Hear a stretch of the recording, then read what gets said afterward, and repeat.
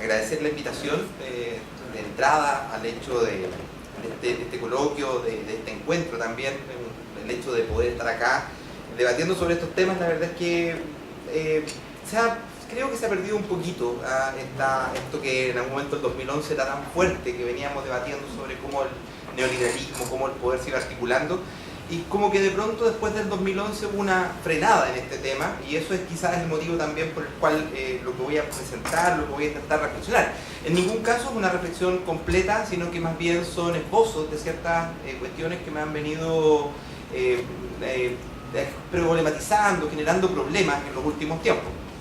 Parto con una pregunta de entrada, que es, bueno, ¿cuánto ha mutado el neoliberalismo desde sus orígenes hasta hoy, o hasta la actualidad? Una pregunta que uno podría decir, bueno, es bastante obvio, ¿no? El neoliberalismo, ahí hay una discusión. El profesor Jaime Ratamal tiene una tesis, justamente lo cito, que no podríamos hablar de una primera etapa oleada neoliberal en Chile desde la década de los 70, 73 específicamente, sino que tendríamos que situarle un poco más atrás incluso. Lo voy a dejar la tesis a él porque él es el que la desarrolla. Pero ¿cuánto desde ese momento, si lo situamos en los 60 o lo situamos en los 70, ha habido cambios en el neoliberalismo, y cuánto de estos cambios han sido cambios de reingeniería incluso al interior del propio neoliberalismo? ¿Cuánto de esto en realidad ya no es el neoliberalismo en conflicto, en lucha con ideologías anteriores, opuestas o en contradicción con el propio neoliberalismo, sino que en realidad el neoliberalismo empieza a enfrentarse a sí mismo, y en su propio proceso de enfrentamiento empieza a generar mejorías o formas de de profundización de la propia gestión, y por lo tanto de los propios mecanismos, los propios dispositivos con los cuales él opera? Algo de eso mostraba, insisto, Ratamal. Creo que señala en forma muy clara cómo en el fondo este dispositivo neoliberal se instala, coloca, se pone en el centro de lo que es la actual reforma. O sea, cuando ese modelo de reforma que nosotros estamos planteando, que habla de derechos, que habla de la posibilidad de inclusión universal, etcétera, que incluso utiliza discursos como la inclusión, empieza a situarse, poner su base en el neoliberalismo, es porque en realidad ya no tenemos un enfrentamiento o una polaridad de oposiciones o de contradicciones, sino que tenemos un mismo discurso funcionando y que sus contradicciones son más bien internas. Esa es la primera tesis en el fondo. El ejemplo ejemplar quizás de esto que estamos señalando es la nueva economía del conocimiento que se ha venido perfilando, que se ha venido constituyendo específicamente a partir de la segunda oleada de los gobiernos de la concertación. Estoy pensando justamente ya no propiamente en Frey, que podría haber sido un punto quizá de gran instalación, sino a partir de Lagos y posteriormente Michelle Bachelet y sus propias formas. Se podría decir de que hay una primera oleada de la concertación que tiene que ver con el gobierno de Elwin y con el gobierno de Frey, y que eso habría dado paso a una segunda oleada que incluso abarcaría hasta el propio gobierno actual, y donde es que la derecha no sería realmente una oposición, sino que sería parte del mismo modelo, del mismo engranaje, y las contradicciones, por lo tanto, no serían más que una contradicción de discurso. Eso voy a llegar al tiro, voy a meterme de inmediato en esto. Creo que efectivamente uno de los elementos centrales de este neoliberalismo es la reconfiguración lingüística que ha ejercido con respecto a los debates y con respecto a la forma de las cuales estamos nosotros hoy día enfrentándonos. Es una especie de neolengua, utilizando justamente el discurso de Orwell 1984, una especie de nueva forma de nombrar, donde lo que estamos señalando incluye en el fondo la negación y la aceptación. Es una especie de neolengua donde es que lo negado, donde es que aquello que representa la negatividad en el sentido hegeliano, hoy día está incorporado, y por lo tanto nosotros no alcanzamos a ver la contradicción, porque la contradicción está silenciada al interior propiamente del lenguaje. Ejemplos de esto, por ejemplo, es lo que pasa con los académicos, con el concepto de académico que nosotros hoy día seguimos usando en forma bastante laxa, y que sin embargo debemos reconocer de que no existe un modelo de académico único, sino que más bien estamos hablando de un modelo de académico que es bastante extendido y que es bastante contradictorio en sus propias constituciones. En primer lugar, existe un modelo de académico A y un modelo de académico B al interior de las propias universidades del Estado. No estamos hablando ni siquiera del modelo de universidad privada versus universidad pública. Al interior del propio Estado están los profesores, los académicos que son académicos de planta, que son un académico A, y está el académico B, que es el académico que además representa el 70% de las universidades, que es el que ejerce el curso, que es el que en realidad hace todo el trabajo de gestión, que es el que viene a surtir en el fondo lo que históricamente tenían que cumplir las universidades, que era dar docencia. Hoy día ese académico B en realidad está con subcontratación, está con modelos de honorario, etcétera, y por lo tanto, en realidad, si bien puede aparecer al lado del otro académico, lo cierto es que nos encontramos con una especie de diferencia ontológica, de una separación ontológica que es muy evidente y que, por ejemplo, en la Universidad de Chile se expresa en la diferencia que hay entre el voto completo de un profesor de jornada completa versus el 16avo del profesor que ya tiene un par de cursos solamente y que en el fondo tiene esa diferencia ontológica que se manifiesta incluso a nivel de los derechos, incluso a niveles de la posibilidad de participar en la acción política al interior de la universidad. Si eso le sumamos además lo que es la diferencia respecto de las universidades privadas versus las universidades estatales, la cosa se vuelve más compleja todavía, algo que también se ve en la escuela cuando nosotros pensamos en los colegios en los liceos municipales versus los colegios particulares subvencionados, o cuando nos ponemos en los colegios particulares subvencionados de un tipo versus los colegios particulares pagados, donde que vemos efectivamente dos modelos también funcionando de profesores, modelos donde es que profesores que tienen cierto grado de derecho, que están establecidos como planta, que tienen posibilidades de, de ejercer, incluso presentar proyectos, y otros profesores que simplemente están de paso y que son claramente eliminables. Entonces, tenemos primero una reconfiguración. Seguimos hablando del modelo académico, pero en realidad no tenemos un solo modelo, sino que tenemos una multiplicidad, y en ellos lo que englobamos bajo ese nuevo concepto, que llamamos académico, que parece nuevo, pero que en realidad es histórico, es el hecho de decir, bueno, las contradicciones quedan subsumidas en el concepto. En un segundo lugar, y ligado a lo anterior, ¿cómo se configura la relación con los proyectos? Fíjense que incluso nosotros, nuestro modelo de financiamiento a proyectos habla de proyectos ganados, y eso es lo que se evalúa, por ejemplo, cuando uno hace hace su evaluación docente. ¿Cuántos proyectos ganó usted? ¿Cuánto fue lo que usted logró? ¿Cuántos artículos logró instalar en revistas de circulación Easy o en revistas de circulación de Scopus o Cielo?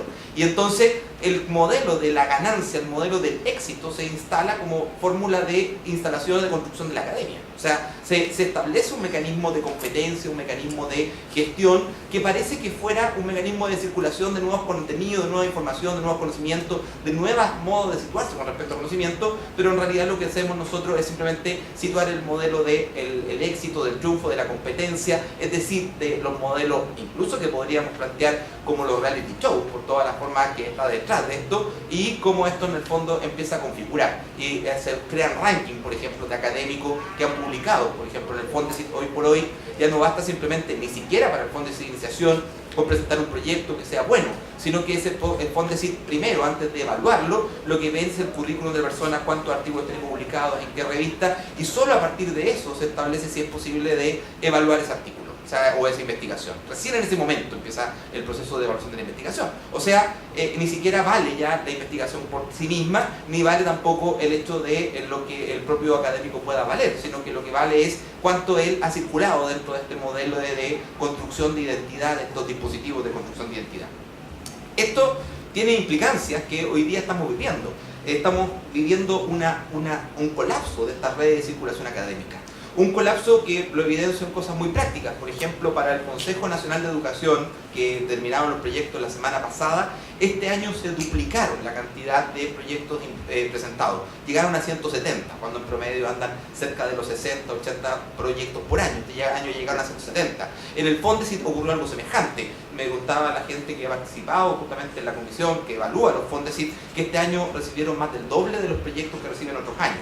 Y esto va a seguir en proceso de aumento porque hay mayor cantidad de doctores que pueden entrar a postular, porque hay mayor cantidad de jóvenes que salen hoy día de la universidad y cuando ya han egresado y hacen su doctorado, en ese mismo momento empiezan a publicar artículos en revista Easy, Scopus, y por lo tanto, sin haber ejercido en ningún ámbito laboral, sin haber ejercido en ningún ámbito de trabajo, así como estudiantil, de docencia, hoy día empiezan a funcionar dentro del mercado de la economía del conocimiento. Y empiezan efectivamente a desplazar o empiezan a vencer competencia para los que están hoy día incluso al interior de la propia institución. O sea, se genera un mecanismo de competencia al interior de la propia institucionalidad. Otro ejemplo, bueno, este colapso todavía no se vive completamente, pero es obvio que va a terminar por suceder, porque si el próximo año, en vez de los 170 proyectos de la Comisión Nacional de Educación, que financia solo 6, o sea, una 30ª parte del total de proyectos que se presentaron. Si el próximo año llegan a 250 y se siguen financiando 6, eso ya no va a ser ni siquiera una 30ª parte, va a ser una 40ª parte. Y va a ir en aumento porque obviamente los recursos que el Estado está dispuesto a aportar y dónde y cómo quiere aportar esos recursos a lo que es la investigación hoy día, simplemente está determinado por lógicas de mercado. No tiene ningún objetivo de país, no tiene ningún objetivo respecto de lo que son temas de relevancia para los efectos sociales de la propia investigación. Uno no puede contar estas cosas, pero se supone que, por ejemplo, hay proyectos de pronto que llegan que están hablando de lo justo, lo injusto, el acto y la potencia, etcétera, y uno dice, bueno, pero ¿qué tiene que ver el acto y la potencia en sentido aristotélico? ¿Y en qué vamos a cambiar nosotros desde Chile el hecho de si descubrimos que la coma que puso Aristóteles en tal lugar cambia algo, no la interpretación posible de una filosofía? La verdad es que desde Chile parece poco probable de que nosotros vamos a entrar en esa línea, en esa primera línea de investigación sobre el pensamiento aristotélico, vamos a entrar a debatir acerca de una reinterpretación completamente nueva planteada desde Chile. Sin embargo, son proyectos que ganan. Entonces, vemos cómo la economía de la filosofía o la economía del conocimiento empieza a ser definida más que por elementos internos, por elementos simbólicos. 10 minutos. Gracias. También el concepto de universidad pública, lo voy a ir muy rápido porque el concepto de universidad pública hoy día se utiliza para hablar de la Universidad de Diego Portales, por ejemplo, de la Universidad de Alberto Hurtado. Son universidades públicas desde el punto de vista, por ejemplo, de profesores como Carlos Peña. O sea, cómo se empieza a instalar esa idea de que estamos situados en una nueva lengua que en realidad engloba la universidad estatal y la universidad privada.